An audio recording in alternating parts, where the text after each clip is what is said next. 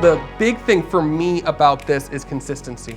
If you're filling like a live rosin or a live resin, you have to do it a little bit colder, it's gonna take a lot more time. So if you have, say, 5 minutes between the time you fill your first pen before your last, there's gonna be some inconsistencies there. That 5 minutes of dwell time can lead to more absorption in the hardware. It can lead to more oxidation just from being exposed to air before it's gonna get capped, and it's an inconsistent fill throughout all. So the great thing about this unit is you're gonna fill it, you're gonna cap it within about a second, second and a half every single time.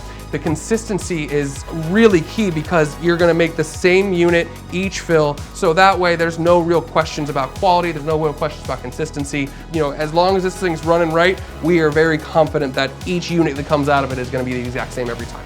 And it really helps us to be more sustainable because we can put more product out, we can do more business, and we can still use that same labor just to increase our scale on the other side. Right, so quality, consistent, and a better product for the patient overall. Yeah, who'd have thunk?